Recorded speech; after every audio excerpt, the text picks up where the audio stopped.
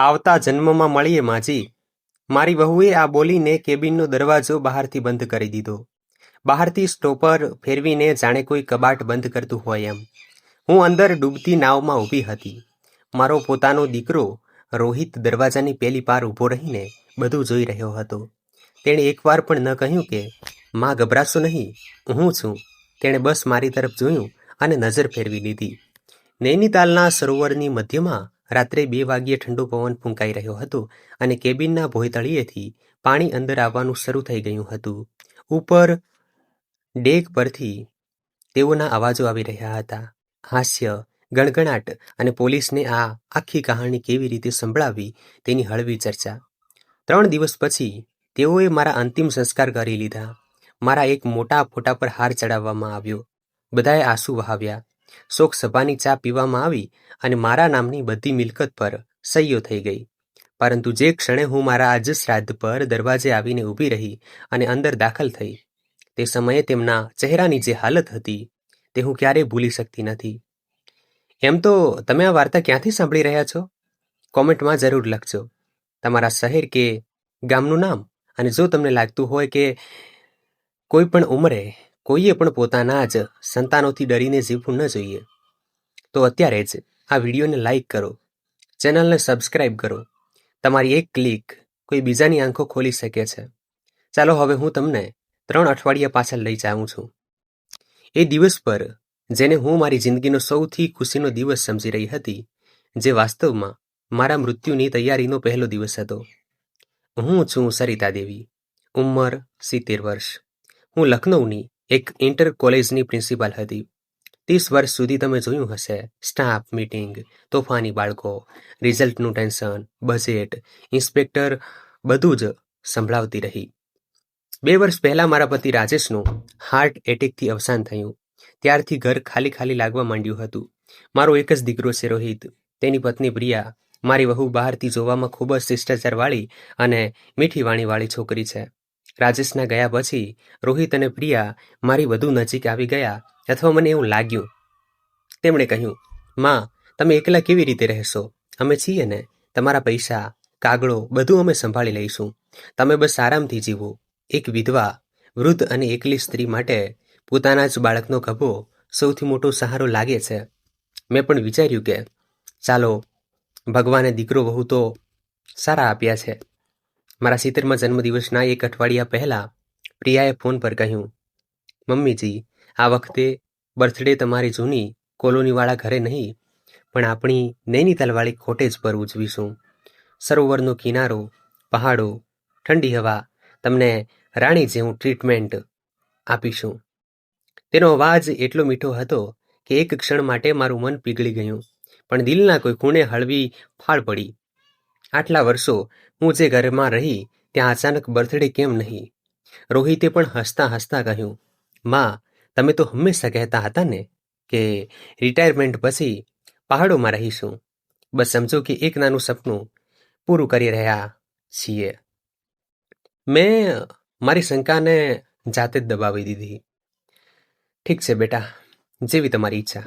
જન્મદિવસના દિવસે હું સવારે ટ્રેનથી હલ્દવાની પહોંચી, ત્યાંથી કાર દ્વારા નૈનીતાલ. પહાડોના વાંકા ચૂકા રસ્તા, પાઇનના વૃક્ષો, દૂર ચમકતું નૈની સરોવર, બધું જ ખૂબ સુંદર લાગતું હતું.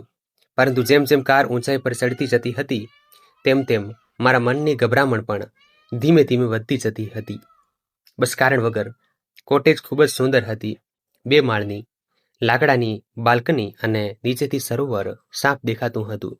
અંદર ગઈ તો આખું ઘર ફૂલોથી સજાવેલું હતું. ટેબલ પર મારી પસંદગીની પાઇનેપલ કેક અને રસોડામાંથી મસાલાની સુગંધ આવતી હતી. આવી ગયા મારા બર્થડે ક્વીન. પ્રિયાએ આગળ વધીને મને ગળે લગાડી. તેના પરફ્યુમની સુગંધ તેજ હતી, પરંતુ તેની સ્મિત આંખો સુધી પહોંચતી નહોતી. જુઓ ને મમ્મીજી, આજે બધું તમારા માટે તમારી પસંદગીનું બનાવ્યું છે. કઢાઈ પનીર, આલુ પૂરી, સોજીનો શીરો અને રાજેશ અંકલની ફેવરિટ ખીચડી પણ બનાવી છે. તમે જ તો કહ્યું હતું. હું એક ક્ષણ માટે વહુના ચહેરાને જોતી રહી ગઈ. જો હું આ સ્મિત પાછળની વાત સમજી શકી હોત, તો કદાચ આગળ જે થયું તે ન થયું હોત. પરંતુ આપણે વૃદ્ધ લોકો અવારનવાર એક ભૂલ કરીએ છીએ. જ્યાં સુધી બહુ મોડું ન થઈ જાય ત્યાં સુધી આપણે આપણા બાળકો પર શંકા કરવા નથી માંગતા. સાંજ સુધીમાં નાના મોટા સંબંધીઓ પણ આવી ગયા. 2 થી 3 પાડોશીઓ પણ હતા. નાની એવી પાર્ટી હતી, પણ વાતાવરણ સારું હતું. રોહિતે બધાની સામે ગ્લાસ ઉઠાવીને ટોસ્ટ એટલે કે શુભેચ્છા પાઠવી. મારી માતાના નામે, જેમણે સ્કૂલમાં હજારો બાળકોને સંભાળ્યા અને ઘરે મને બગાડ્યો પણ ખરો અને ઘડ્યો પણ ખરો. બધા હસી પડ્યા. હું પણ હસી દીધી. આંખોમાં થોડું પાણી આવી ગયું. કેક કાપ્યા પછી જ્યારે બધા પોતાનું જમવાનું લઈ રહ્યા હતા ત્યારે પ્રિયા મારી પાસે એક પરબીડિયું લઈને આવી. મમ્મીજી, આ અમારી તરફથી એક નાની ભેટ. મેં સ્મિત સાથે પરબીડિયું ખોલ્યું. અંદર જાડા કાગળ પર અંગ્રેજીમાં કંઈક લાઈનો પ્રિન્ટ કરેલી હતી. નીચે મારી સહી હતી. મેં આંખો ઝીણી કરીને વાંચવાની કોશિશ કરી. આ મારા લખનૌવાળા ઘરની રજિસ્ટ્રીનું ગિફ્ટ ડીડ બક્ષિસ દસ્તાવેજ હતું, જેમાં સ્પષ્ટ લખ્યું હતું કે મેં મારું આખું ઘર પ્રિયાના નામે કરી દીધું છે, સ્વેચ્છાએ અને કોઈ પણ દબાણ વગર. મારા હાથ ધ્રુજવા લાગ્યા. આ શું છે રોહિત? મેં આના પર ક્યારે સહી કરી? રોહિત પ્લેટ લઈને મારી પાસે આવ્યો. તેના ચહેરા પર એ જ નમ્ર અને સમજદાર દીકરા જેવો ભાવ હતો. અરે માં, ભૂલી ગયા કે શું? ગયા મહિને જ્યારે તમે બેંક સ્ટેટમેન્ટ લઈને આવ્યા હતા ત્યારે બહુ પરેશાન હતા કે આટલા બધા પૈસા ક્યાં જઈ રહ્યા છે. ત્યારે જ તો વકીલની સામે સહી કરી હતી. અમે તમને સમજાવ્યા પણ હતા. તે તમારી ઉંમરે કાગળિયાની માથાકૂટ અમે લોકો સંભાળી લઈએ. તમે બસ આરામ કરો. મેં કપાળ પર કરચલી પાડી. મને તો એવું કંઈ યાદ નથી. પ્રિયાએ તરત વાત પકડી લીધી, પણ અવાજ ખૂબ મીઠો રાખ્યો. મમ્મીજી, એ જ તો અમે કહી રહ્યા છીએ. તમારી યાદશક્તિ થોડી નબળી પડી ગઈ છે. તમે પોતે પણ તો કહો છો કે ક્યારેક ચશ્મા ભૂલી જાઉં છું, તો ક્યારેક એપોઇન્ટમેન્ટ ભૂલી જાઉં છું. એટલે જ તો રોહિતે વિચાર્યું કે ઘર તેના નામે કરી દઈએ, બધું સુરક્ષિત થઈ જશે. આખરે અમે જ તો તમારા પોતાના છીએ. એ જ વખતે તેમણે મને મારા બેંક ખાતાની વિગત એટલે કે પ્રિન્ટ આઉટ પણ બતાવી. કેટલાય ચેકો કોઈ બાળ કલ્યાણ સંસ્થાના નામે કપાયેલા હતા, જેને હું ઓળખતી પણ નહોતી. રકમ પણ નાની સૂની નહોતી. 15-20 હજારની એન્ટ્રી વારંવાર હતી. મેં ક્યારેય આવા ચેક લખ્યા નહોતા. જોયું મમ્મીજી? પ્રિયાએ ધીમેથી કહ્યું. કોઈ તમને છેતરી રહ્યું હતું. તમે ભૂલી જાઓ છો કે કોને કેટલા આપો છો. એટલે જ અમે બંને વિચાર્યું કે તમારી બધી પેમેન્ટ અને ચેક અમે સંભાળી લઈએ. તમે એકલા છો, લોકો ફાયદો ઉઠાવશે. આખું રૂમ ફરતું હોય તેવું લાગ્યું. મેં ધીમેથી કહ્યું, પણ ઘર એ તો મેં અને રાજેશે સાથે મળીને લીધું હતું. 45 વર્ષની યાદો છે એમાં. રોહિતે મારો હાથ પકડી લીધો. માં, નામ કોનું લખ્યું છે એનાથી શું ફેર પડ્યા છે? રહેશો તો અમારી સાથે જ ને? તમે જ તો હંમેશા કહેતા હતા કે ઘડપણમાં દીકરો સહારો હોય છે. બસ અમે એ જ કરી રહ્યા છીએ, તમારો સહારો બની રહ્યા છીએ. મારા અંદર કંઈક તૂટી ગયું, પણ હું ચૂપ રહી. તે રાત્રે કોટેજના ગેસ્ટ રૂમમાં સૂતી હું છત તરફ જોતી રહીને એ જ વિચારતી રહી. શું ખરેખર મારી યાદશક્તિ આટલી ખરાબ થઈ ગઈ છે? શું મેં પોતે જ મારું ઘર વહુના નામે કરી દીધું અને મને યાદ પણ નથી? સવારે ઉઠીને મેં સૌથી પહેલા મારું પર્સ અને મોબાઈલ શોધ્યા. કબાટ, બેગ, મારું નાનું સુટકેસ બધું જ જોઈ લીધું. કંઈ જ ન મળ્યું. હું નીચે આવી તો પ્રિયા ચા બનાવી રહી હતી. પ્રિયા, મારું પર્સ અને ફોન ક્યાં છે? તે એકદમ સામાન્ય અવાજે બોલી. ઓહ મમ્મીજી, ચિંતા ન કરો. તમારા બધા કાર્ડ્સ, પૈસા અને ફોન મેં મારા રૂમમાં રાખી દીધા છે. તમે કેટલી વાર ફોન ગમે ત્યાં મૂકીને ભૂલી જાઓ છો. હવેથી જે પણ જરૂર હોય મને કહેજો, હું આપી દઈશ. તમે બસ આરામ કરો ને. તેના આરામ કરો શબ્દે પહેલીવાર મારા દિલમાં સાચો ડર ભરી દીધો. મેં 30 વર્ષ સુધી સેંકડો બાળકોને સંભાળ્યા હતા. સ્ટાફથી લઈને ડીએમ કલેક્ટર સુધી લડી લેતી. બજેટ માટે, સ્કૂલની જમીન માટે, અને આજે મારી પોતાની જિંદગીના કાગળ કોની પાસે છે? મારી પાસે કે મારી વહુ પાસે. તમને એક વાત કહું, વૃદ્ધ થવું એ સમસ્યા નથી. સમસ્યા ત્યારે શરૂ થાય છે જ્યારે તમે બધા જ કાગળો અને બધા જ પૈસા વિચાર્યા વગર કોઈ એક જ હાથમાં આપી દો છો. પછી ભલે તે તમારો પોતાનો દીકરો જ કેમ ન હોય, અને વચ્ચે એક પણ તટસ્થ માણસ નથી હોતો, ન વકીલ, ન કોઈ વિશ્વાસુ મિત્ર. જો તમે આ વાર્તા સાંભળી રહ્યા હોવ અને તમારા ઘરમાં પણ માતા પિતા હોય, તો તેમને કહો કે બધું જ કોઈ એક પર ન છોડો. દરેક કાગળની એક નકલ કોપી કોઈ બીજી સુરક્ષિત જગ્યાએ પણ રાખો. પછીના 3 અઠવાડિયે મારા માટે ધીમે ધીમે કોઈ જેલ જેવા બનવા લાગ્યા. પહેલાં મારું ઘર પ્રિયાના નામે થયું, પછી મારું પર્સ અને ફોન તેના રૂમમાં ગયા. ત્યાર પછી મારી દવાઓ પણ તે જ આપવા લાગી. મમ્મીજી, આ સવારની છે, આ રાતની. આ તો તમે ખોટી ખાઈ લો છો. હું ઘણીવાર વિચારતી, આ ખરેખર મારી સંભાળ રાખી રહી છે કે મને કંટ્રોલ કરી રહી છે? પણ પછી મને પોતાની જાત પર જ શંકા થતી. કદાચ હું જ વધારે વિચારી રહી છું. 3 અઠવાડિયા પછીની વાત છે. સવારનો સમય હતો. નૈની સરોવર શાંત હતું. હળવું ધુમ્મસ છવાઈ રહ્યું હતું. પ્રિયાએ ઉત્સાહી ચહેરો બનાવીને કહ્યું, મમ્મીજી, તમે છેલ્લા કેટલાક દિવસથી ખૂબ ઉદાસ લાગી રહ્યા છો. ચાલો આજે તમને બોટ રાઈડ કરાવીએ. તાજી હવા મળશે તો મૂડ પણ સારો થઈ જશે. મેં ધીમેથી કહ્યું, મારું મન નથી. રોહિત, જે ટીવી પર સમાચાર જોઈ રહ્યો હતો, તે ઉઠીને બોલ્યો, માં, થોડા બહાર નીકળશો તો સારું લાગશે. તમે જ તો કહેતા હતા ને કે પાણી પાસે બેસવાથી મન હળવું થાય છે. ચાલો ને, આપણે ત્રણેય સાથે જઈશું.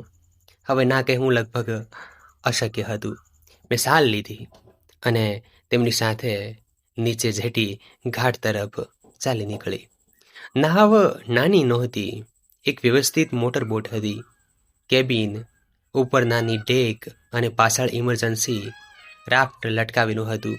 મેં મનમાં વિચાર્યું કે આટલા પૈસા આવ્યા ક્યાંથી? રોહિત તો સામાન્ય નોકરી કરતો હતો, પરંતુ આ સવાલ જીપ પર લાવવાની મારી હિંમત ન થઈ. અમે સરોવરની વચ્ચે નીકળી પડ્યા. પાણી કાચની જેમ ચમકી રહ્યું હતું. ચારે બાજુ પહાડો અને ઉપર હળવો સૂરજ.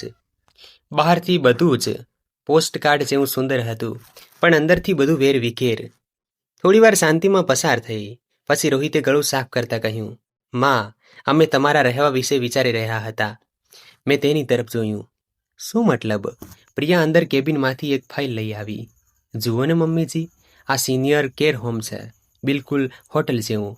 પોતાનો રૂમ, નર્સ, ડૉક્ટર, જમવાનું બધું જ.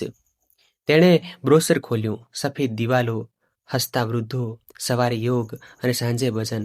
ફોટામાં બધું સારું લાગતું હતું, પણ મને એક જ શબ્દ દેખાઈ રહ્યો હતો, હોમ, એટલે કે ઘરથી બહાર.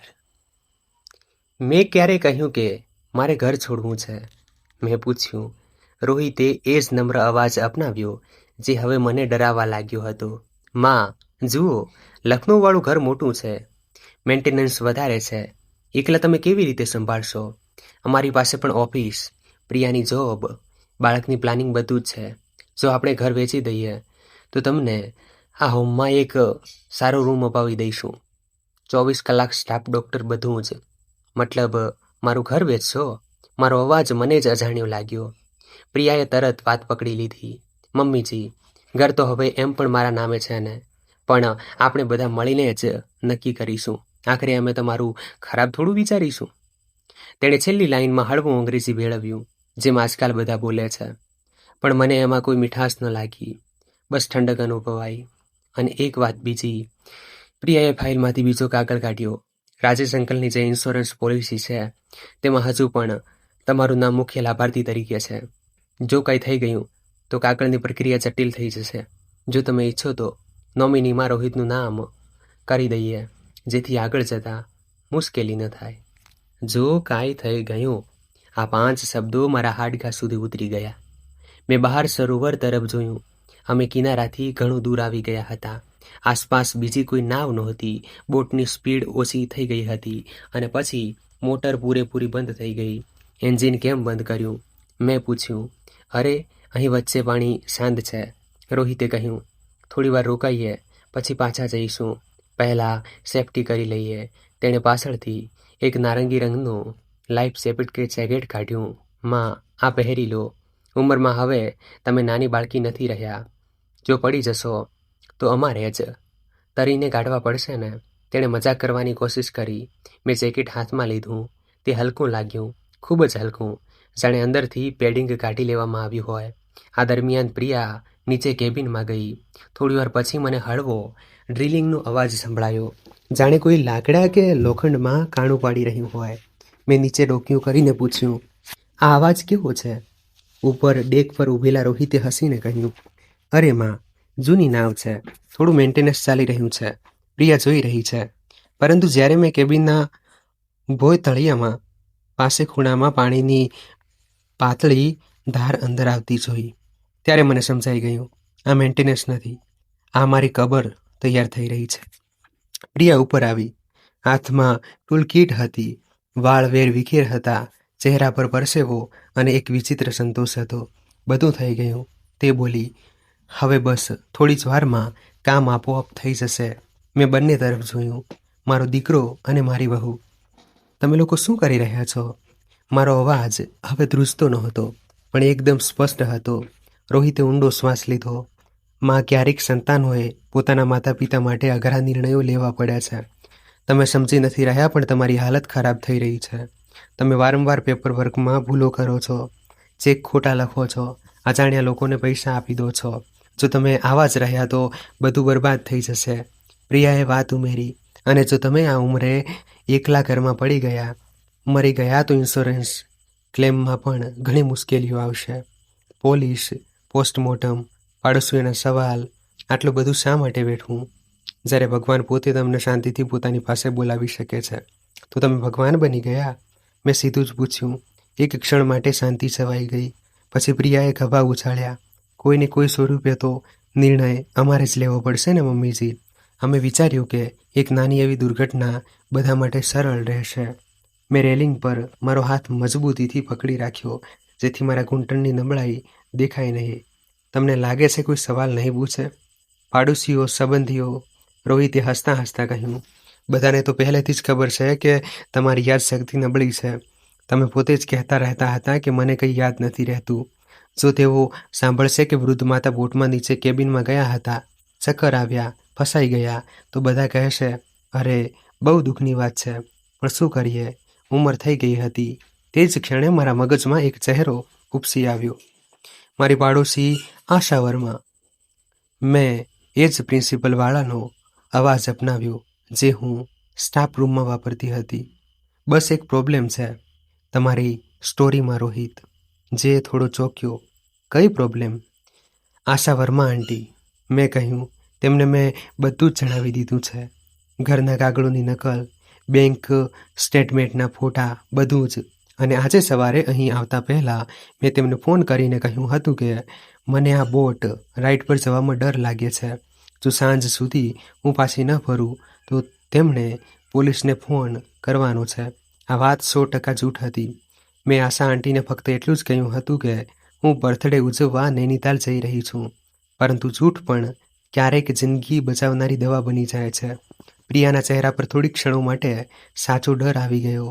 તમે બ્લફ એટલે કે બનાવટ કરી રહ્યા છો મમ્મીજી? હોઈ શકે, મેં ખભા ઉછાળીને કહ્યું. પણ જો હું સાચું બોલી રહી હોઉં તો તમે બંને કેટલી મુસીબતમાં ફસાશો એ વિચાર્યું છે? છેતરપિંડી, હત્યાનો પ્રયાસ, વૃદ્ધ પર અત્યાચાર, બધાના કેસ અલગ અલગ બને છે. રોહિતની આંખોમાં પહેલીવાર ખચકાટ દેખાયો. તે પ્રિયા તરફ જોવા લાગ્યો, જાણે જવાબ ત્યાં લખ્યો હોય. પ્રિયાએ હોઠ કરડ્યા. પછી બોલી, ભલે તે કોઈને ગમે તે કહે, જ્યાં સુધી પોલીસ સરોવરમાંથી તમારી ડેડ બોડી કાઢીને પોસ્ટમોર્ટમ નહીં કરી લે, ત્યાં સુધી તો અમે બિચારા દીકરો વહુ જ રહીશું ને, નહીં કે ગુનેગાર. અને જ્યાં સુધી એ બધું થશે ત્યાં સુધીમાં પાણી અને બોટને ગળી ગયું હશે અને તમારી પાસે કોઈને કંઈ કહેવાની તક જ નહીં બચે. તેણે પાછળ જઈને ઇમરજન્સી રાફ્ટની દોરી ખોલી. તે રાફ્ટ 2 લોકો માટે હતી, બસ 2. હવે મને બધું સ્પષ્ટ દેખાઈ રહ્યું હતું. બધું જ પહેલેથી પ્લાન કરેલું હતું. ઘરનું ટ્રાન્સફર, બેંકમાંથી પૈસા ઉપાડવા, મને બીમાર અને કન્ફ્યુઝડ બતાવવી. ડૉક્ટર પાસે હળવી ભૂલવાની બીમારીની વાત ચલાવવી, બધાની સામે મારા માનસિક સ્વાસ્થ્ય પર સવાલ ઉઠાવવા અને અંતે આ બોટ રાઈડ. તેમણે એ નહોતું વિચાર્યું કે 70 વર્ષની સરિતા દેવી આજે પણ એટલી જ સીધી ઊભી રહી શકે છે જેટલી તે દિવસે જ્યારે તેણે પોતાના પહેલા દિવસે સ્કૂલમાં 100 બાળકોને શાંતિમાં ઊભા રાખી દીધા હતા. પ્રિયા રાફ્ટમાં ચડી ગઈ. રોહિત પણ પાછળ ગયો. તેમણે બોટની દોરી કાપી અને ધીમે ધીમે મારાથી દૂર થવા લાગ્યા. બેટા, આ બધું મત કર. મેં છેલ્લી કોશિશ કરી. હું કંઈ નહીં માગું તમારી પાસે. ઘર પણ તમે રાખી લો, પૈસા પણ. બસ મને મારો નહીં. રોહિતે એક પળ માટે મારી તરફ જોયું. તેની આંખોમાં અપરાધ ભાવ, ડર, લાલચ બધું જ મિશ્રિત હતું. પછી પ્રિયાએ તેનો હાથ પકડ્યો. ચાલ ને રોહિત, મોડું થઈ રહ્યું છે. જેટલી વાર આપણે અહીં રહીશું એટલું જોખમ વધારે છે. તેમણે પેડલ ચલાવવાનું શરૂ કર્યું. રાફ્ટ મારાથી દૂર થઈ ગઈ. જતાં જતાં પ્રિયાએ ઊંચા અવાજે કહ્યું, આવતા જન્મમાં મળીએ મમ્મીજી. હું કેબિનના દરવાજા પાસે ઊભી રહી ગઈ. ભોંયદળીએ પાણી હવે ઘૂંટી સુધી આવી ગયું હતું. નાવ ધીમે ધીમે એક તરફ નમી રહી હતી. તે ક્ષણે હું બે વ્યક્તિઓને સાફ સાફ જોઈ રહી હતી.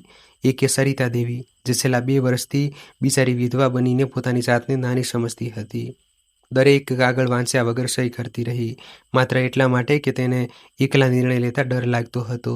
અને બીજી અસલી સરિતા દેવી, જે કોલેજની પ્રિન્સિપલ રહી હતી, NSS કેમ્પમાં બાળકોને તરતા શીખવ્યું હતું અને જેણે પોતાની યુવાનીમાં માત્ર એક શરત હારવાથી બચવા માટે ગંગા નદી તરીને પાર કરી બતાવી હતી. પાણી ઘૂંટણ સુધી પહોંચ્યું તો મેં ઊંડો શ્વાસ લીધો અને પોતાની જાતને કહ્યું, સરિતા, જો આજે તું ડરી ગઈ તો માત્ર તારી નહીં પણ એ બધાની હાર થશે, જેના માટે તું ભવિષ્યમાં લડી શકે છે. શું મારી પાસે મોબાઈલ હતો? ના.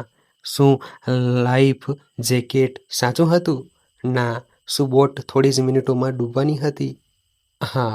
પરંતુ મારી પાસે એક વસ્તુ હજુ પણ હતી, મારું મગજ અને તરવાની એ પ્રેક્ટિસ જે મેં વર્ષો પહેલાં શીખી હતી. મેં કેબિનની બારી તરફ જોયું, પછી બહાર દૂર જતી રાફ્ટ તરફ.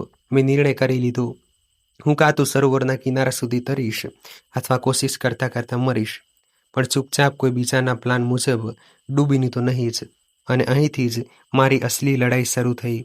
મેં કેબિનની નાની બારી તરફ જોયું.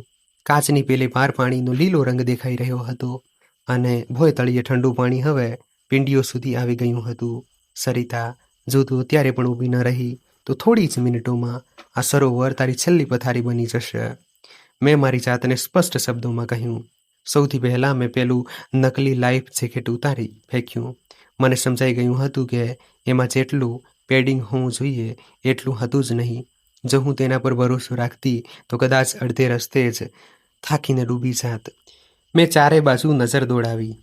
કેબિનમાં એક જાડું સીટ કુશન એટલે કે ગાદી રાખેલું હતું, જેના પર ફ્લોટેશન ડિવાઇસ જેવું કંઈક લખ્યું હતું. મેં તેને ખભાથી વળગાડીને પકડ્યું. આ મારા માટે નકલી જેકેટ કરતાં ક્યાંય વધુ સારું હતું. ઉપર ડેક પરથી હજુ પણ હળવા અવાજો આવી રહ્યા હતા. ઝડપથી ચાલ પ્રિયા, કોઈ જોઈ ન લે. પછી કંઈ નહીં, માત્ર પાણીના અથડાવાનો અવાજ અને નાવની અંદર ઘૂસતા પાણીનો છબછબ અવાજ. હું નીચે નમી, કેબિનનો દરવાજો ખોલ્યો અને સીધી બહાર ડેક પર આવી ગઈ. હવા ઠંડી હતી પણ મગજ એકદમ શાંત. દૂર દૂર સુધી ફક્ત પાણી અને પહાડો. કિનારો ઘણો નાનો દેખાતો હતો, પણ દેખાતો હતો, એટલે કે પહોંચની બહાર નહોતો. મેં એક ક્ષણ માટે આકાશ તરફ જોયું. રાજેશ, જો તું ઉપર ક્યાંય હોય તો જોજે, તારી જીદ્દી પત્ની આજે પણ હાર નહીં માને. મનથી મેં કહ્યું અને રેલિંગ પકડીને નાવના પાછળના ભાગમાંથી પાણીમાં છલાંગ લગાવી. સરોવરનું પાણી શરીરમાં સોયની જેમ ખૂચ્યું. પહેલો શ્વાસ લેતાં જ મારા મોઢામાં ઠંડુ પાણી ભરાઈ ગયું. થોડી સેકન્ડ માટે લાગ્યું કે કદાચ આ નિર્ણય ખોટો હતો, પણ મેં તરત જ મારા NSSના દિવસોની ટ્રેનિંગ યાદ કરી. પેકિંગ ન કર સરિતા, પહેલાં શ્વાસ સંભાળ, પછી સ્ટ્રોક. મેં કુશનને છાતી સરસો દબાવ્યું. 2-3 ઊંડા શ્વાસ લીધા અને પછી ધીમે ધીમે તરવાનું શરૂ કર્યું. ફ્રોગ એટલે કે દેડકા જેવો સરળ અને સ્થિર સ્ટ્રોક. કોઈ દોડ નહોતી, બસ એક જ લક્ષ્ય હતું, કિનારા સુધી પહોંચવું. હું એ નહોતી વિચારી રહી કે રોહિત અને પ્રિયા શું કરશે, પોલીસ શું કહેશે કે લોકો શું બોલશે. તે સમયે મારા મગજમાં માત્ર એક જ વાક્ય ઘૂમતું હતું, તું જીવતી રહીશ તો ઘણા લોકોની આંખો ખોલી શકીશ. થોડીવાર પછી મેં પાછળ વળીને જોયું. નાવ હવે અડધી ડૂબી ચૂકી હતી. ફક્ત આગળનો ભાગ દેખાતો હતો, જાણે કોઈ થાકેલો પ્રાણી પાણીમાં બેસી ગયું હોય. મને ખબર હતી કે થોડી જ મિનિટોમાં તે પૂરેપૂરી રીતે ચાલી જશે. પાણી ઠંડુ હતું, શ્વાસ ભારે થવા લાગ્યો હતો, પણ શરીર હજુ સાથ આપી રહ્યું હતું. વચ્ચે વચ્ચે મેં કુશન પર થોડો વધારે ભાર દઈને પગને આરામ આપ્યો. પછી ફરી સ્ટ્રોક શરૂ કર્યો. કેટલી વાર તરી એ હું કહી શકું તેમ નથી. કદાચ 15 મિનિટ કે કદાચ 20. પણ ધીમે ધીમે પહાડ પાછળથી આવતી ગાડીઓનો હળવો અવાજ સંભળાવા લાગ્યો.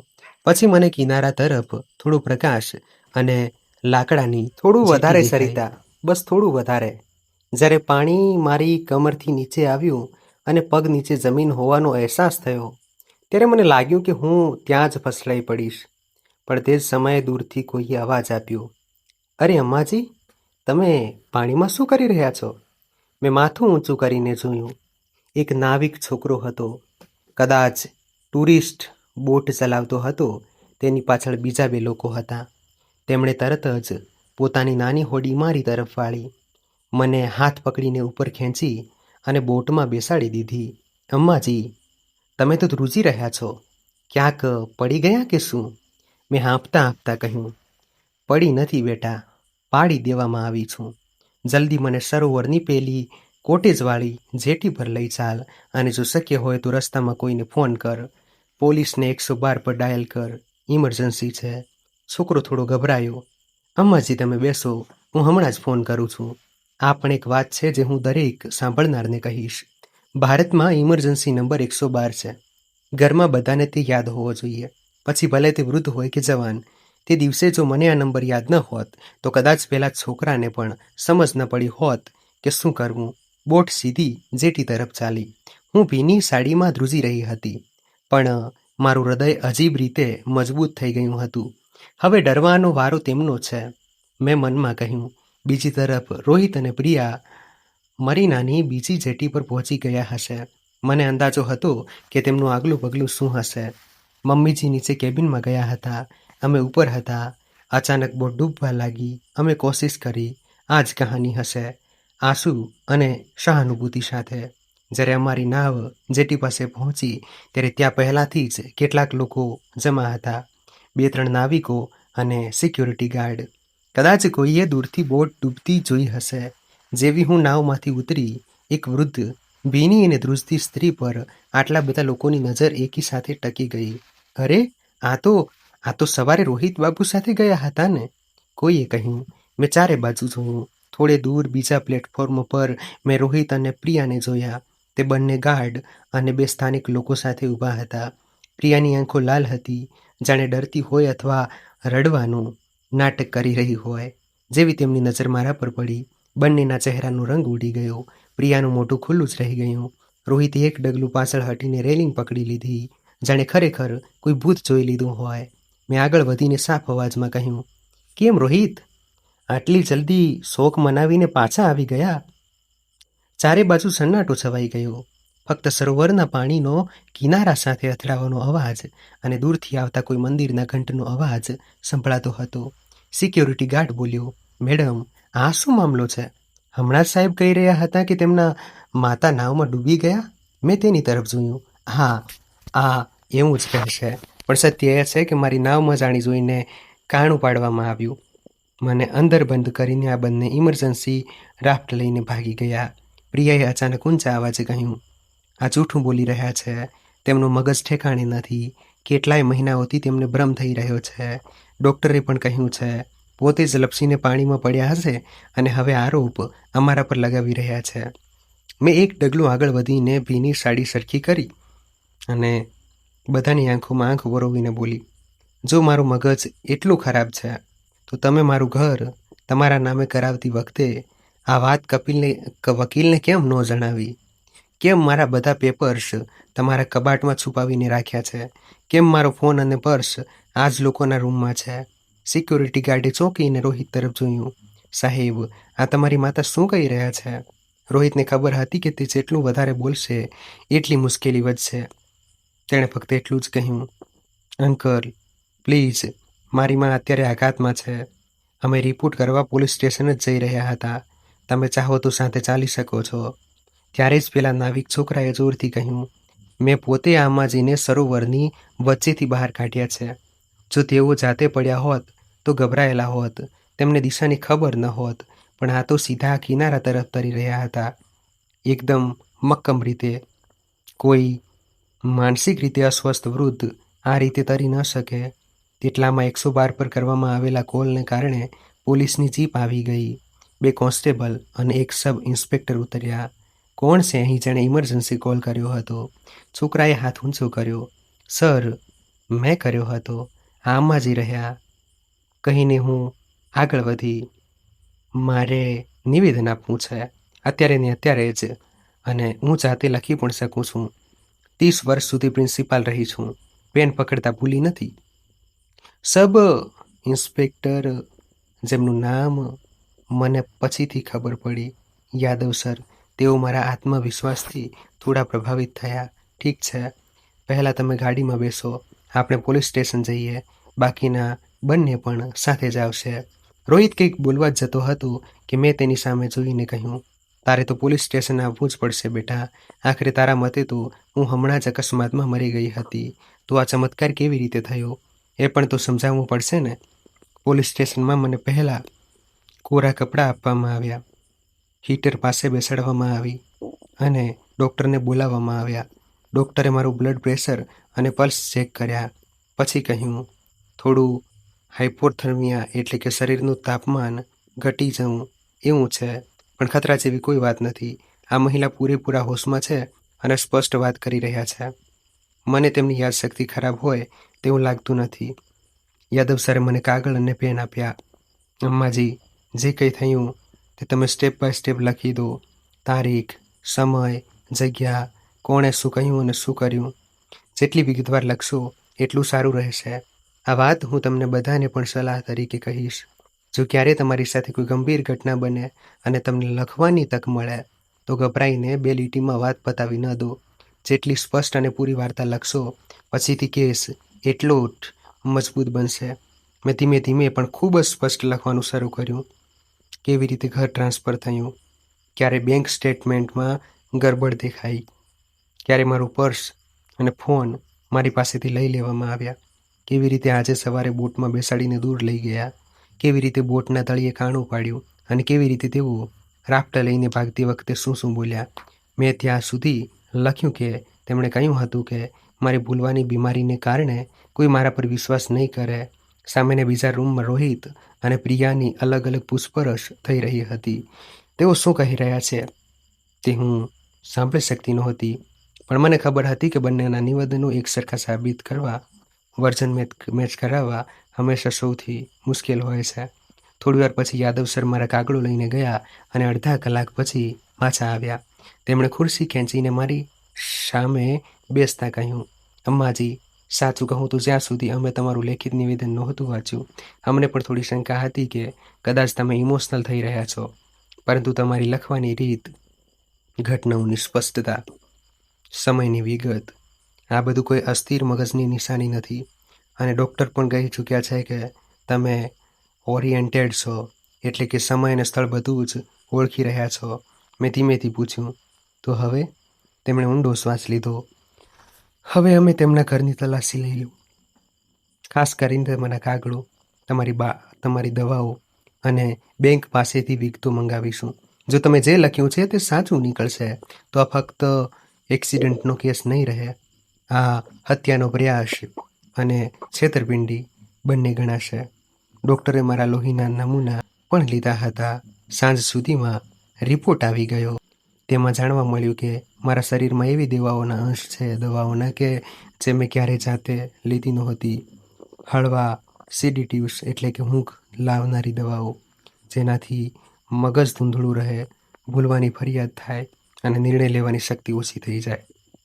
ડૉક્ટરે સ્પષ્ટ કહ્યું, અમ્માજી, છેલ્લા કેટલાક સમયથી જો તમને અવારનવાર ઊંઘ આવતી હતી, મૂંઝવણ થતી હતી કે નિર્ણયો અચાનક બદલાતા હતા, તો તે ઉંમરને કારણે ઓછું પણ આ દવાઓને કારણે વધુ હોઈ શકે છે. કોઈ તમને લાંબા સમયથી ધીમે ધીમે આ દવાઓ આપી રહ્યું હતું. આ સાંભળીને મને લાગ્યું જાણે કોઈએ મારી આત્મા પર લાફો માર્યો હોય.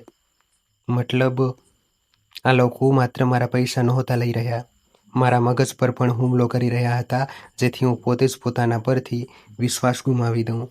મોડી રાત સુધી પોલીસની ટીમ લખનૌમાં મારા જૂના ઘર અને નૈનીતાલના કોટેજ બંને જગ્યાએ તપાસ કરી રહી હતી. સવાર સુધીમાં જે મળ્યું તેણે કોઈ શંકાને અવકાશ ન રાખ્યો. મારી સહી કરેલા ખાલી ચેક, જેમાં માત્ર રકમ અને નામ ભરવાનું બાકી હતું. ઘણી બધી સંસ્થાઓના નામે ખોલાવેલા ખાતા, જેમાં પૈસા મારા એકાઉન્ટમાંથી આવ્યા હતા, પણ તેની માલિકી પ્રિયાના ભાઈ બહેનોના નામે હતી. ઘરના ટ્રાન્સફર ડીડના ડ્રાફ્ટ્સ, જેમાં પહેલાં કંઈક બીજું લખાણ હતું અને પછીથી બદલીને ફાઇનલ કરવામાં આવ્યું હતું.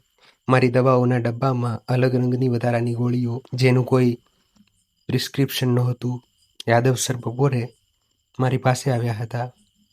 પાછા હું હજી પણ પોલીસ સ્ટેશનના પાછળના ગેસ્ટ રૂમમાં આરામ કરી રહી હતી. તેમણે દરવાજો બંધ કર્યો અને ખૂબ જ ગંભીર અવાજે બોલ્યા, "અમ્માજી, તમે જે લખ્યું હતું તેના કરતાં પણ વધારે ગડબડ નીકળી છે." મેં ચૂપચાપ તેમની સામે જોયું. અમે તેમના ફોન અને લેપટોપ પણ ચેક કર્યા છે. છેલ્લા કેટલાક મહિનાઓમાં તમે જે ચેક લખ્યા હતા તે કયા કયા એકાઉન્ટમાં ગયા તેની આખી યાદી અમારી પાસે છે. એવું લાગે છે કે આ પ્લાનિંગ કંઈ અચાનક નહોતું, મહિનાઓથી ચાલી રહ્યું હતું. મેં ગળું સાફ કરીને પૂછ્યું, "મારું ઘર અને પૈસા પાછા મળી શકે?" તેમણે કહ્યું, "કાયદામાં જોગવાઈ છે અમ્માજી. સિનિયર સિટીઝન્સ માટે એક એક્ટ છે, જેના હેઠળ જો સંતાનો માતા પિતા પર અત્યાચાર કરે અથવા તેમના ભરોસાનો ફાયદો ઉઠાવે તો પ્રોપર્ટીનું ગિફ્ટ ડીડ પણ રદ કરાવી શકાય છે. પણ આ પ્રક્રિયામાં સમય લાગશે. હાલમાં તો અમે ઘરના વેચાણ પર રોક લગાવી દીધી છે. હવે તેઓ ન તો તેને વેચી શકે, ન ગીરો રાખી શકે."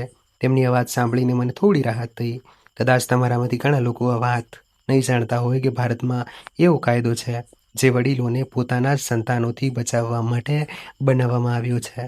કોઈ પણ માતા પિતાએ એવું વિચારીને ચૂપ ન રહેવું જોઈએ કે લોકો શું કહેશે. લોકો તો 2 દિવસ વાતો કરીને ભૂલી જશે, પણ તમારું નુકસાન હંમેશા તમારી સાથે રહેશે. મેં હિંમત કરીને પૂછ્યું, "રોહિત અને પ્રિયા?" યાદવ સરે સીધે સીધું કહ્યું, "અમે બંનેની ધરપકડ કરી લીધી છે.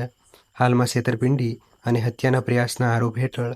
આગળ જે ફોરેન્સિક રિપોર્ટ આવશે તે પછી વધુ કલમો ઉમેરાઈ શકે છે." મારા અંદરથી એક અજીબ વેદના જાગી. એક તરફ મારા પતિની યાદો, મારું ઘર, મારું અપમાન, અને બીજી તરફ એ જ દીકરો જેને મેં ખોળામાં રમાડ્યો હતો, જેના માટે આખી રાત જાગીને પરીક્ષાની તૈયારી કરાવતી હતી. મેં આંખો બંધ કરી દીધી. આંસુ વહ્યા. પણ આ વખતે એ માત્ર દુઃખના નહોતા. એ ગુસ્સો, દગો અને એક અજીબ રાહતના મિશ્રિત આંસુ હતા. યાદવ સર થોડી ક્ષણ ચૂપ રહ્યા, પછી બોલ્યા, "અમ્માજી, એક બીજી વાત છે. થોડી ભારે છે પણ કહેવી જરૂરી છે." મેં આંખો લૂછીને તેમની સામે જોયું. તેમણે કહ્યું, "તમારા પતિ રાજેશજીનું જે 2 વર્ષ પહેલાં હાર્ટ એટેકથી અવસાન થયું હતું, તેમનો પણ આખો મેડિકલ રેકોર્ડ અને તે દિવસની વિગતો અમે કઢાવી છે. કેટલીક વસ્તુઓ ત્યાં પણ શંકાસ્પદ લાગી રહી છે, ખાસ કરીને દવાઓના મામલામાં. અમને શંકા છે કે કદાચ તેમનું મૃત્યુ એટલું કુદરતી નહોતું જેટલું બધાને લાગ્યું હતું." રૂમની હવા અચાનક ખૂબ ભારે થઈ ગઈ. મારા કાનમાં બસ એક જ વાત ગૂંજતી હતી, "કદાચ રાજેશનું મૃત્યુ પણ પ્લાનનો જ એક ભાગ હતું." તેમણે ધીમેથી ઉમેર્યું, "અમે આ દિશામાં પણ તપાસ શરૂ કરી રહ્યા છીએ. હોઈ શકે કે તમારો કેસ માત્ર એક પરિવારના લોભની વાર્તા ના હોય, કંઈક વધુ મોટું પણ છુપાયેલું હોય. પણ જે કંઈ સત્ય હશે તે અમે સામે લાવીશું." મેં તકિયાને મજબૂતીથી પકડ્યો. મારા દિલમાં એક નવો નિર્ણય ઘડાઈ રહ્યો હતો. જો મારા પતિ પણ આ લોકોના કાવતરાનો શિકાર થયા હોય તો હું માત્ર મારા માટે નહીં પણ તેમના માટે પણ ન્યાય મેળવીને જ ચંપીશ. અને અહીંથી જ મારી લડાઈ ઘર પરિવારની 4 દિવાલોમાંથી નીકળીને અદાલત અને કાયદાની ગલીઓ સુધી પહોંચવાની હતી. મને ખબર નહોતી કે આગળ કેટલી લાંબી સફર હશે, કેટલી સુનાવણી, કેટલા કાગળો અને કેટલા વકીલ. પણ એક વાત સાફ હતી, હવે સરિતા દેવી કોઈની બિચારી વૃદ્ધમાં રહેવાની નહોતી. હવે વારો મારો હતો પોતાની વાર્તા જાતે લખવાનો અને એ બધાની આંખો ખોલવાનો જેઓ એવું વિચારે છે કે સંતાનો ક્યારેય પોતાના માતા પિતાને નુકસાન ન પહોંચાડી શકે. પોલીસ સ્ટેશનના ગેસ્ટ રૂમની પાતળી પથારી પર હું આખી રાત બરાબર ઊંઘી શકી નહીં. આંખ મીંચાય તો સરોવરનું કાળીપણ દેખાતું. પ્રિયાનો અવાજ કાનમાં ગૂંજતો, આવતા જન્મમાં મળીએ મમ્મીજી. પછી આંખ ખુલતી તો પંખાનો અવાજ અને બહારથી આવતી વાયરલેસની ખટખટ યાદ અપાવતી કે હું ડૂબી નથી રહી, હું જીવતી છું અને લડાઈ હજી શરૂ છે, ખતમ નથી થઈ. સવાર પડતાં જ યાદવ સરે દરવાજો ખખડાવ્યો. અમ્માજી, ચાલો, તમને ડૉક્ટર પાસે પણ લઈ જવાના છે અને મેજિસ્ટ્રેટ સામે તમારું નિવેદન નોંધાવવાનું છે. મેં દુપટ્ટો સરખો કર્યો. આટલું બધું કરવું પડશે? તેમણે હળવા સ્મિત સાથે કહ્યું. ન્યાય સરળ નથી હોતો અમ્માજી, પણ એકવાર પગલું ભરી લીધું તો પછી અડધે રસ્તેથી પાછા વળવું એ પણ પાપ જેવું લાગે છે. અમે પહેલાં સરકારી હોસ્પિટલ ગયા. ત્યાં એક સિનિયર ડૉક્ટરે મારો રિપોર્ટ વિગતવાર જોયો. જુઓ, તેમણે કહ્યું, તમારા લોહીમાં જે દવાના અંશ મળ્યા છે તે સામાન્ય રીતે આ ઉંમરે રોજ રોજ આપવામાં આવતી નથી. આ એક લોંગ ટર્મ સેડિટિવ એટલે કે લાંબા ગાળાની ઘેનની દવા છે. આનાથી માણસ સુસ્ત રહે છે, નિર્ણય લેવામાં તકલીફ પડે છે અને યાદશક્તિ નબળી લાગે છે.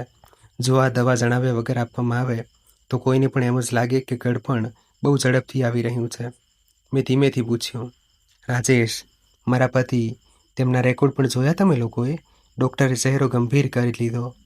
તેમની લાઈફમાં પણ કેટલીક વાતો સવાલો ઊભા કરે છે. હાર્ટ એટેક લખ્યું છે, પણ જે દવા તેમને આપવામાં આવી રહી હતી તે એકલી નહીં, પણ બીજી દવા સાથે લેવાથી હૃદય પર વધારાનું દબાણ લાવી શકે છે. અમે ચોક્કસ શબ્દોમાં તો ન કહી શકીએ, પણ એટલું જરૂર કહી શકીએ કે જો આ કોમ્બિનેશન જાણી જોઈને આપવામાં આવ્યું હોય તો તે ખતરનાક છે. મારા માટે આ બધું એક ઘા હતો. મતલબ કે કદાચ મારા પતિનું મૃત્યુ પણ કુદરતી નહીં, પણ કોઈના પ્લાનિંગનો ભાગ હતું. ડૉક્ટરે ધીમેથી કહ્યું. પોલીસે વિનંતી કરી કે જે કંઈ પણ મેડિકલ શંકા છે તે અમે લેખિતમાં આપીએ. અદાલત આગળ નક્કી કરશે. તે દિવસે મને પહેલી વાર સમજાયું કે કિતાબોમાં લખેલી આઈપીસીની કલમો શું હોય છે. કાગળ પરના કેટલાક નંબરો અને એ નંબરો પાછળ કોઈકની આખી જિંદગીનો પાંખ કપાયેલો પક્ષી. થોડા જ દિવસોમાં મામલો કોર્ટમાં પહોંચ્યો. રોહિત અને પ્રિયા બંને હવે સફેદ કપડામાં નહીં પણ જેલના સામાન્ય ડ્રેસમાં હતા. હું જુબાની સમયે અદાલતમાં તેમની સામે ઊભી હતી. હૃદય ધબકી રહ્યું હતું, પણ અવાજ મક્કમ હતો. સરકારી વકીલે મને પૂછ્યું, તમારું પૂરું નામ અને ઉંમર જણાવો. સરિતા દેવી. ઉંમર 70 વર્ષ. મેં સ્પષ્ટ અવાજે કહ્યું. અને હું 30 વર્ષ સુધી ઇન્ટર કોલેજની પ્રિન્સિપાલ રહી છું. આજે પણ આંખો વાંચતા અને સાચું જૂઠ પકડતા નથી ભૂલી. અદાલતમાં હળવું હાસ્ય ફેલાઈ ગયું, પણ જજ સાહેબે ગંભીરતા ન છોડી. વકીલે મને બોટવાળી રાતથી શરૂ કરીને બધું સ્ટેપ બાય સ્ટેપ ફરીથી બોલવા કહ્યું. કેવી રીતે ઘર ટ્રાન્સફર થયું, કેવી રીતે મને બીમાર બતાવવામાં આવી, કેવી રીતે દવાઓના બહાને મારી વિચારશક્તિ નબળી પાડવામાં આવી, કેવી રીતે બોટમાં કાણું પાડીને મને એકલી છોડીને તે બંને રાફ્ટમાં નીકળી ગયા. જ્યારે મેં ભરાયેલા ગળે આ વાક્ય દોહરાવ્યું કે જતાં જતાં મારી વહુએ કહ્યું, આવતા જન્મમાં મળીએ મમ્મીજી, ત્યારે અદાલતમાં બેઠેલા ઘણા લોકોના ચહેરા પર સન્નાટો છવાઈ ગયો. જજ સાહેબે પણ પેન રોકીને એક ક્ષણ માટે મારી તરફ જોયું. ત્યારબાદ બચાવ પક્ષના વકીલે શરૂઆત કરી. જુઓ માનનીય ન્યાયાલય, આ એક લાગણીશીલ માતાની વાર્તા હોઈ શકે છે, પણ કાયદો લાગણીઓથી નહીં, પુરાવાઓથી ચાલે છે. આ વૃદ્ધ મહિલા પોતે માને છે કે તેમની યાદશક્તિ નબળી રહી છે. તેમને ઘણી વાતો યાદ નથી રહી. મેં ત્યાં જ વચ્ચે હાથ જોડીને કહ્યું, પરવાનગી હોય તો એક વાત કહું માનનીય. જજ સાહેબે માથું હલાવ્યું. નબળી યાદશક્તિ અને નબળું મગજ અલગ વાત છે સાહેબ. મેં ધીમે ધીમે કહ્યું, ક્યારેક ઘરના જૂના દરવાજાને બંધ કરવાનું ભૂલી જવાય છે. એનો અર્થ એ નથી કે આપણે ચાવી કોઈ ચોરને સોંપી દઈએ. સરકારી વકીલ હસ્યા વગર ના રહી શક્યા. તેમણે તરત જ પેલી મેડિકલ રિપોર્ટ્સ અને દવાઓની યાદી અદાલત સામે રજૂ કરી, જે પુરાવો હતો કે મારી નબળાઈ કુદરતી નહીં, પણ દવાઓનો જે ઓવરડોઝ હતો. આ દરમિયાન પોલીસની વધુ તપાસમાં એક બીજી વાત સામે આવી. પેલી નકલી બાળ કલ્યાણ સંસ્થાઓ જેના નામે મારા ખાતામાંથી ચેક કપાઈ રહ્યા હતા, તે ફક્ત મારી સાથે જ નહીં, પણ શહેરના બીજા 3 વૃદ્ધો સાથે પણ આ જ રમત રમી રહી હતી.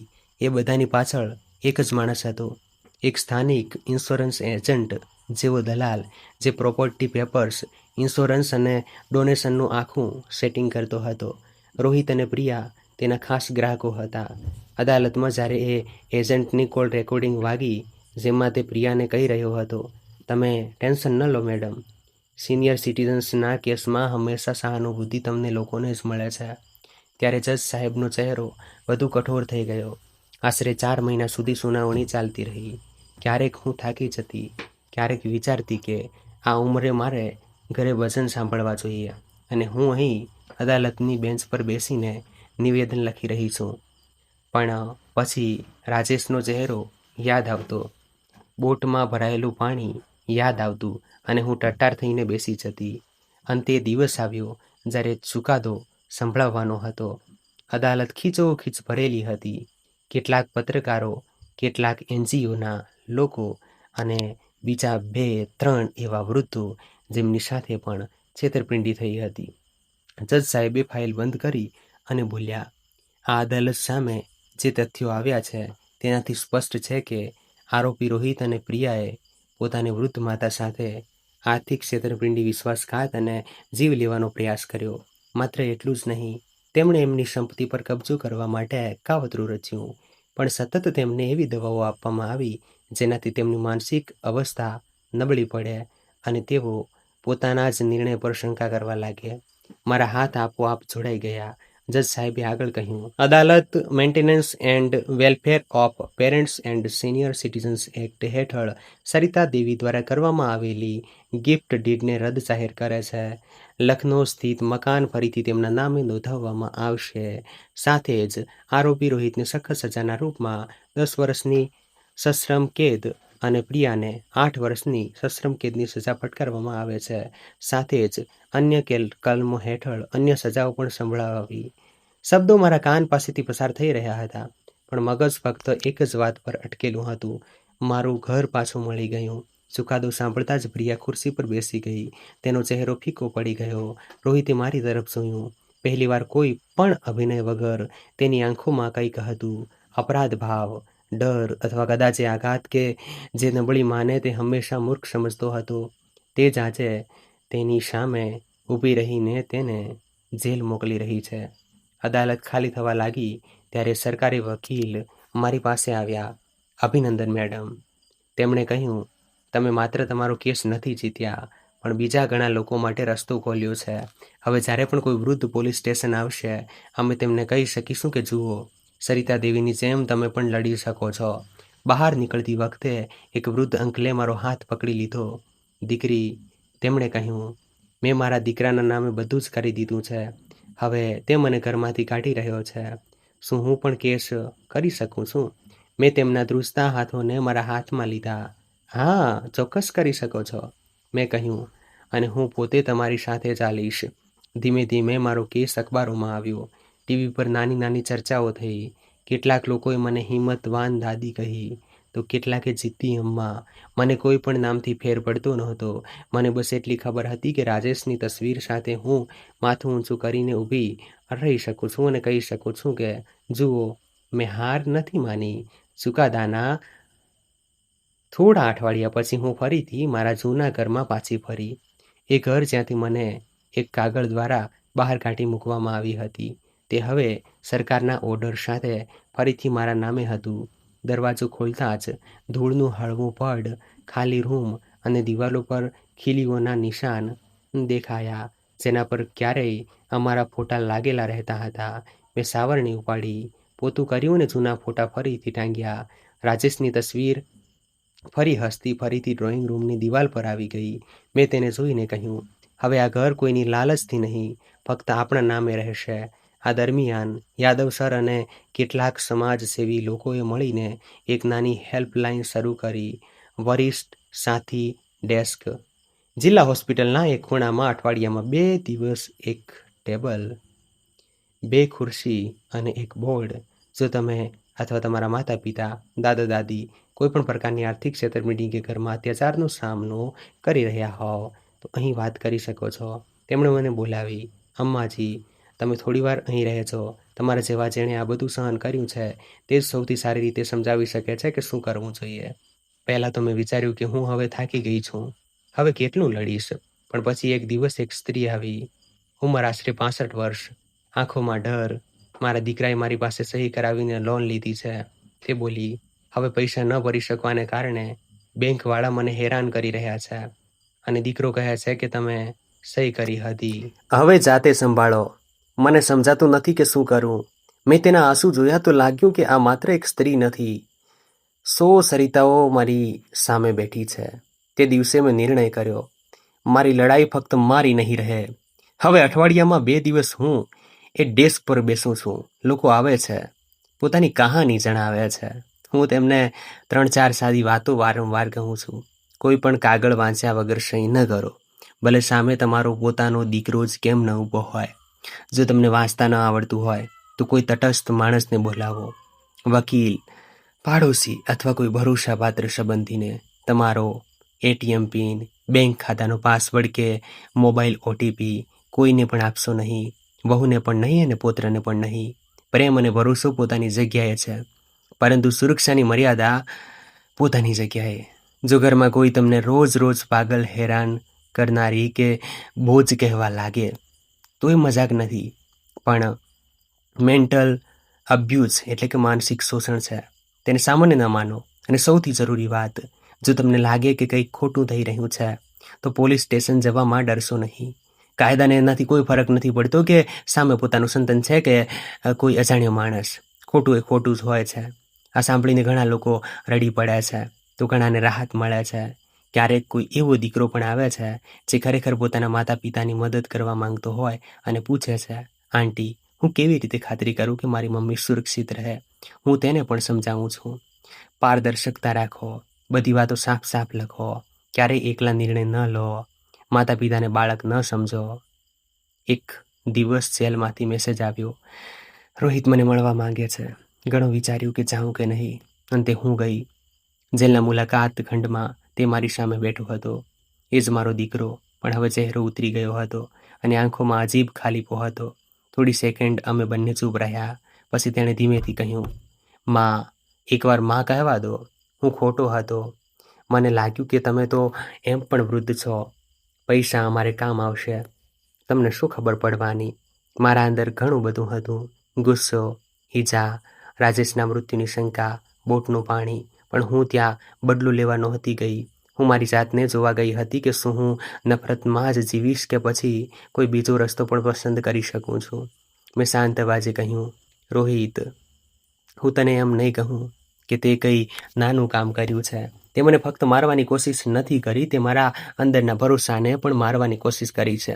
આનો હિસાબ તારે કાયદાને પણ આપવો પડશે અને ઉપરવાળાને પણ. હું અદાલતની સજા બદલવાની નથી શકતી અને બદલાવીશ પણ નહીં. તેની આંખોમાં આંસુ આવી ગયા. તો શું તમે મને ક્યારેય માફ નહીં કરો? મેં થોડી વાર વિચાર્યું. જો માફી 2 પ્રકારની હોય છે, એક દિલની અને બીજી કાયદાની. કાયદાવાળી માફી તને નહીં મળે, કારણ કે જો હું તારા માટે સજા હળવી કરાવવા લાગું તો એ બધા સાથે દગો થશે જેમણે મને જોઈને પોતાની હિંમત ભેગી કરી છે.